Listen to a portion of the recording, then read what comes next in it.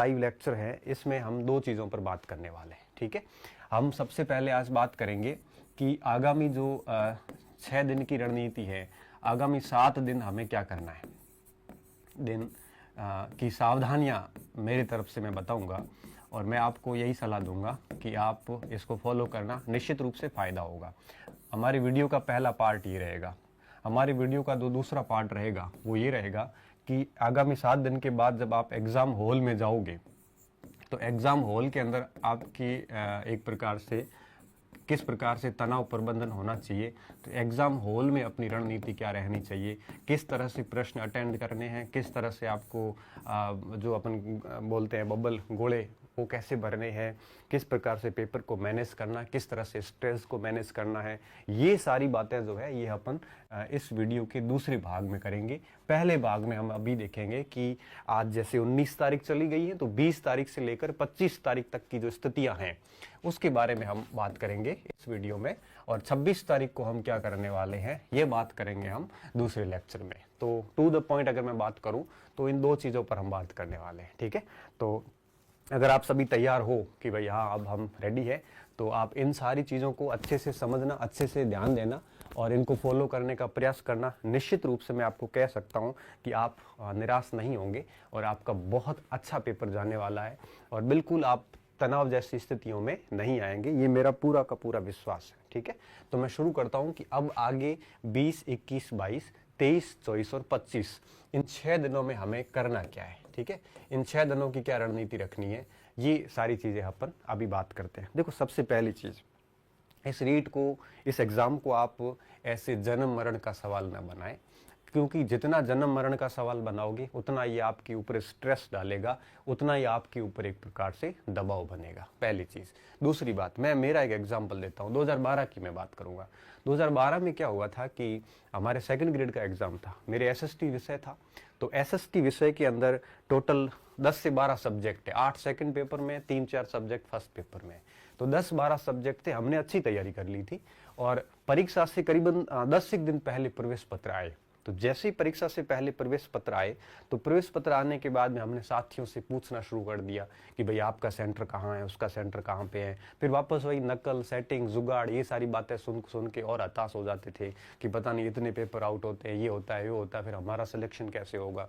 ये सारी चीज़ें हैं वो डिस्कस होनी शुरू हो गई। तो ऐसे करते करते प्रवेश पत्र आने के 2-3 दिन बाद तक पढ़ाई पूरी छूट गई और पढ़ाई छूटने के बाद हमारी हालत ये हुई कि हम एक हल्के से स्ट्रेस में आ गए। स्ट्रेस इस बात का आया कि हमें कुछ भी याद नहीं है, हमने कुछ नहीं पढ़ा है, हमने पढ़ा वो हमें याद ही नहीं, मतलब एक अजीब सी स्ट्रेस में चले गए।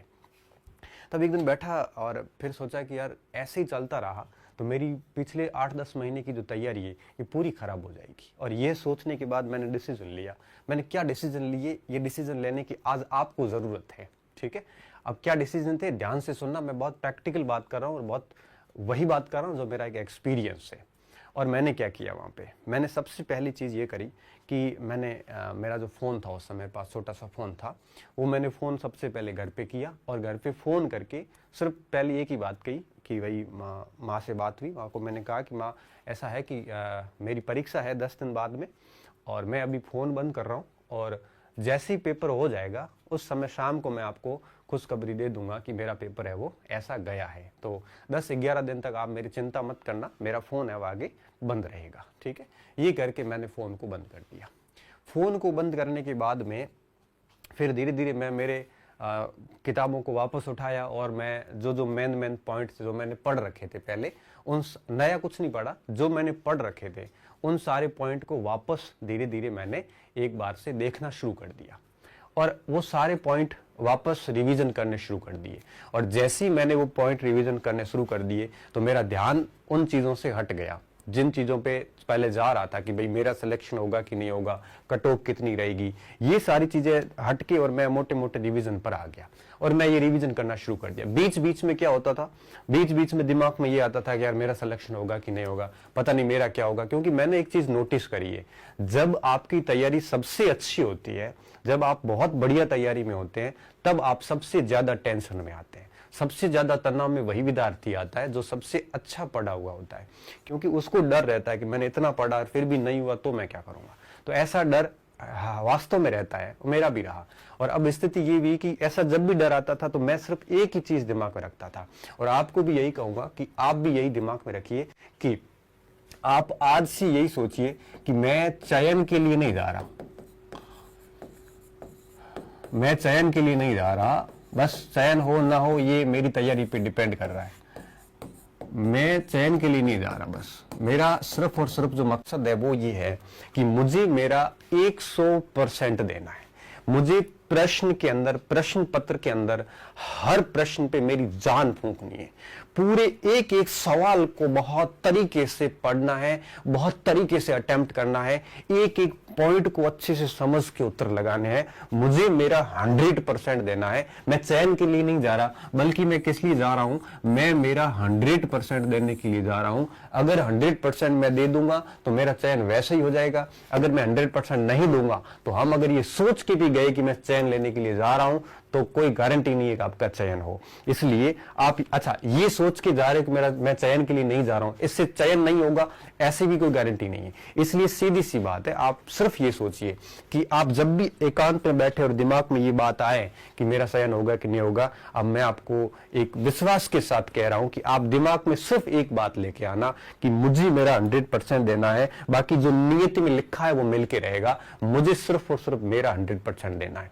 एक एग्जाम्पल मैं देता हूं यहां पे, जब भी आप ओलंपिक्स वगैरह गेम देखोगे तो गेम में आप देखना जैसे 10 धावक दौड़ रहे हैं और 10 धावक में से 3 लोगों को मेडल मिलेंगे, एक को गोल्ड मिलेगा, एक को सिल्वर मिलेगा, एक को ब्रॉन्ज मिलेगा। अब आप देखना उसमें से मैंने इस बार गेम में देखा टोक्यो ओलंपिक के अंदर एक खिलाड़ी जो आगे 3-5 लोग उससे आगे जा चुके हैं, उन्होंने वो फीत को पार भी कर लिया लाइन को, और उसके बाद भी पीछे से 6-7 धावक फिर भी तेज गति से दौड़ते हुए आ रहे हैं, जबकि उनको अच्छे तरीके से पता है, उनको अच्छे तरीके से पता है कि गोल्ड मेडल, सिल्वर, ब्रॉन्ज जा चुके हैं, फिर भी वो अपना 100% दे रहा है। क्यों?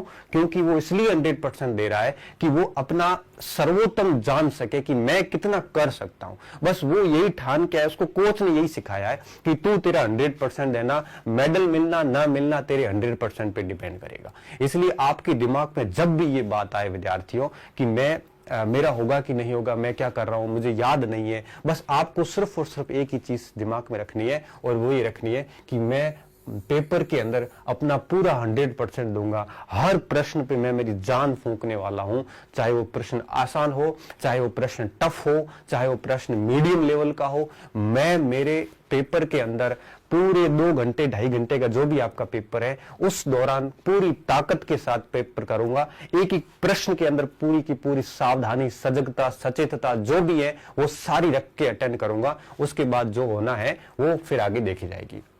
बस एक चीज सोच के रखिए। तो फिर मैं जब भी उस सेकंड ग्रेड की में बात चल रही थी तो मैं जब भी दिमाग में आता था मैं सिर्फ एक ही चीज सोचता था कि मैं सिलेक्शन के लिए नहीं जा रहा, बल्कि मैं मेरा 100% के लिए देने के लिए जा रहा हूं कि मुझे 100% देना है। तो अभी इन दिनों में, आगे 6 दिनों में आप सिर्फ एक यही सोच रखिए कि मैं इसलिए नहीं जा रहा, बल्कि मैं किस लिए जा रहा हूं, मैं मेरा 100% देने के लिए जा रहा हूं। और फिर क्या हुआ, धीरे धीरे धीरे धीरे जैसे जैसे हमारी परीक्षा नजदीक आती गई, मुझे ये भी नहीं पता था कि पूरी दुनिया में क्या हो रहा है, मेरे दोस्तों की तैयारी कितनी है, दोस्तों के सेंटर कहाँ पे आए हुए हैं, दोस्त क्या कर रहे हैं, मुझे कोई मतलब नहीं थी। मैं दुनिया से कट चुका था क्योंकि मैंने मेरा फोन जो है वो 10 दिन पहले बंद कर दिया।